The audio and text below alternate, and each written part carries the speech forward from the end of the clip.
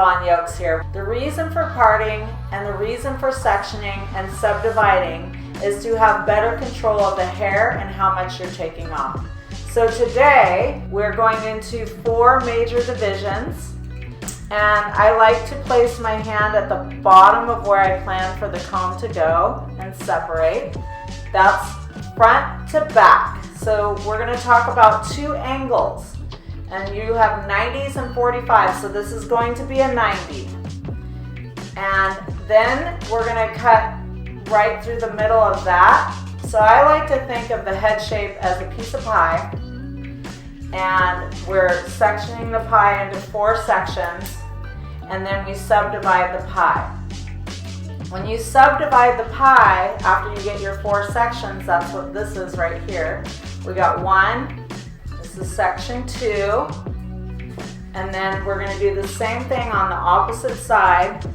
I like to come from the top down, so the highest point of the head, and what I'm doing is bringing it right behind the ear and separating it. So I have my hand right where I want my comb to go to, and then I meet up and I split it open. So this is your 3rd section.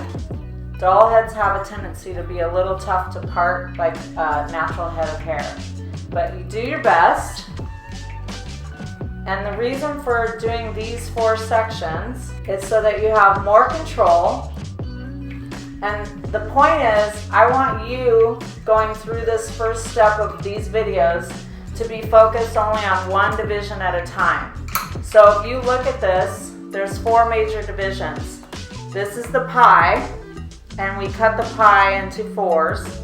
And now we're going to go into the 45s, where you cut the 4s in half. In these particular haircuts, starting off, between the first 2 cuts that you're going to learn, we're doing pie-shaped parting. So pie-shaped parting is coming from the top down, and that's 1 section.